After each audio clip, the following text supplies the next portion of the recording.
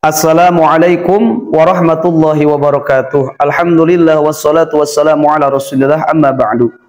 Sahabat channel ABM TV yang dirahmati Allah subhanahu wa ta'ala, semoga kita semua diberikan kesehatan, diberikan keberkahan, dipanjangkan umur, serta kita bisa beribadah kepada Allah subhanahu wa ta'ala. Baik, ikhwan fillah yang dirahmati Allah subhanahu wa ta'ala, berzikir itu salah satu cara kita mendekatkan diri kepada Allah Subhanahu wa taala, salah satunya dengan cara berzikir. Karena tanpa berzikir amal itu tidak ada apa-apanya. Ketika kita sholat, hati kita tidak berzikir kepada Allah Subhanahu wa taala, apa zikir itu? Kita mengingat Allah Subhanahu wa taala. Maka sholatnya tidak ada apa-apa. Maka sehingga ada hadis, ada keterangannya dalam kitab Risalatul Mu'awanah, orang yang sholat kemudian sholatnya itu akan mendapatkan apa yang dia pikirkan, apa yang ada dalam hatinya. Maka ketika kita sholat, kita memikirkan urusan pekerjaan, maka itu bukan sholat kepada Allah, tapi sholat pekerjaan dinamakannya. Kita ingat pada mobil, itu bukan sholat kepada Allah, sholat mobil sebutnya. Jadi apa? Sholat itu akan mendapatkan apa yang kita pikirkan dan kita ingat di dalam hati. Maka ketika kita sholat, harus ada zikirnya di dalam kalbu kita. Ketika kita berwudu harus ada zikirnya kepada Allah Subhanahu wa taala. Karena apa? Karena zikir ini pendekatan seorang hamba dengan Rabb-nya. Maka apa sih zikir itu? Zikir itu ingat, merasakan kita dilihat oleh Allah Subhanahu wa taala, merasakan kita diawasi oleh Allah Subhanahu wa taala, merasakan kita selalu diintai oleh Allah Subhanahu wa taala. Ibaratkan seseorang ketika selalu diawasi oleh Allah, seperti orang yang melakukan pekerjaan, dia selalu dipantau dengan CCTV, maka dia tidak akan pernah nipu, dia tidak akan pernah berbuat curang dalam pekerjaannya. Karena apa? Karena ternyata ada CCTV.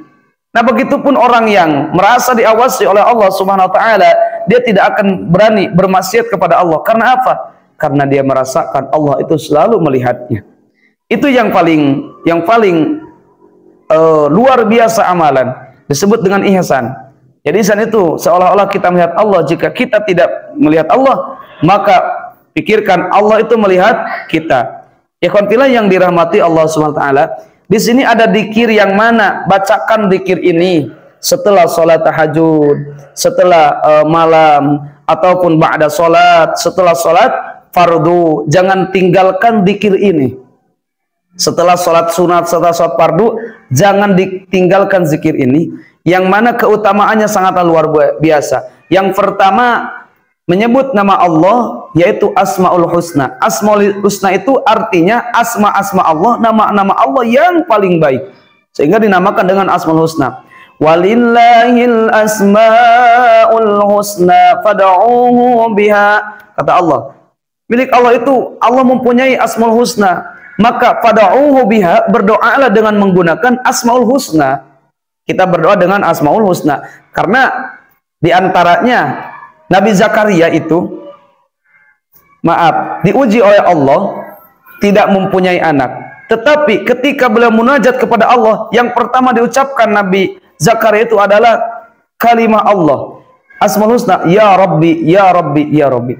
Dan ingat ikhwan fillah yang dirahmati Allah Subhanahu wa taala, ketika kita mengamalkan Asmaul Husna, di antaranya amalan ini adalah Ya Latif. Ikhwan fillah yang dirahmati Allah Subhanahu wa taala, maka Asmaul Husna, Ya Latif, Ya Latif, Ya Latif kita amalkan.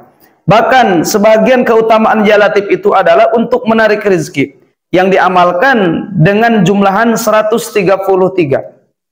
Ketika kita membacakan Ya Latif, Ya Latif, Ya Latif, minimal 133 kita amalkan Ya Latif, Ya Latif.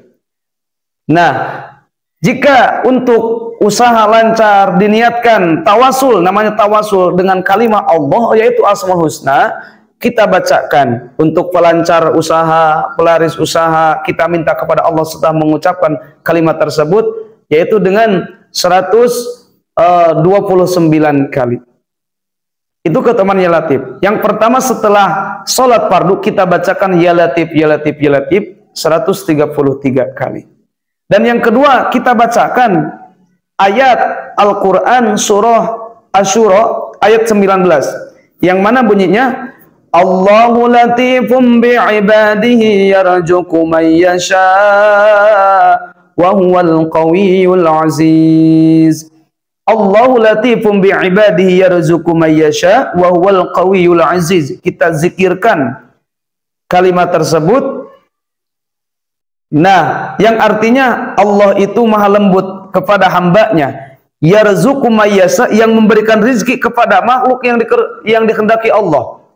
Segala makhluk Allah rizki, Allah berikan rizki. Wa huwal qawiyyul aziz, dan Allah itu maha kuat, maha perkasa. Nah, bahkan dijelaskan dalam tafsir ini, tafsir Sawi, fayan bagi lil aqili iksaru min dzikrihi, maka pantas untuk orang yang berakal itu, yang mempunyai akalnya yang cerdas, al iksaru min dzikrihi, memperbanyak membaca zikir ini. Allahu latifum bi ibadihi yarzuqu may yasha wa huwal qawiyyul aziz. Nah, siaman idza qasada bi dzikri ridha rabbahu, ketika kita berzikir yang pertama mencari ridha Allah. Dan yang kedua, fa innalahu sa'adatu dunya wal akhirah, karena dengan zikir itu orang tersebut akan dapatkan kebahagiaan dunia dan akhirat. Wa yakfi humumahuma, dan akan dicukupkan apa hajatnya, akan ditahan dengan kebingungan-kebingungannya. Ketika hamba tersebut diberi ujian melafazkan zikir ini, maka Allah akan beri kemudahan untuk menjalankan ujiannya. Yakfika kullu aujahin, maka akan mencukupkan untukmu dari segala jalan. Maka amalan ini, amalan apa ya, Allahu latifum bi ibadihi yarzuqu may yasha, ini sangatlah mujarab. Beda orang yang mencari rezeki dengan mengamalkan zikir-zikir ini dengan orang yang mencari rezeki tidak mengamalkan zikir-zikir. Maka nilainya akan jauh berbeda. Yang pertama itu ikhlaskan niat kita semata-mata karena Allah. Setelah mengikhlaskan niat kita, maka kita bertawasul dengan bacaan-bacaan zikir kita untuk diberi ridho Allah, diberi kelancaran, diberi kesuksesan dunia akhirat.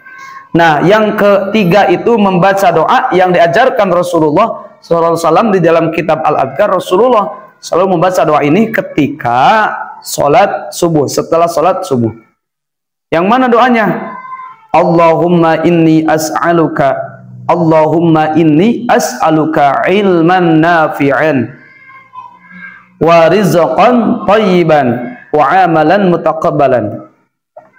Kita minta kepada Allah dengan doa ini, Allahumma inni as'aluka ilman nafi'an wa rizqan thayyiban wa amalan mutaqabbalan. Itu doa yang diucapkan Rasulullah setelah sholat subuh.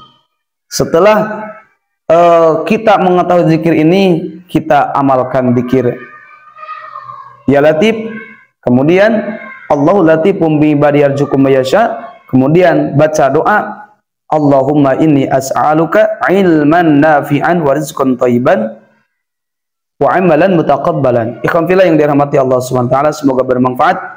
Billahi hidayah wa taufiq. Wassalamualaikum warahmatullahi wabarakatuh.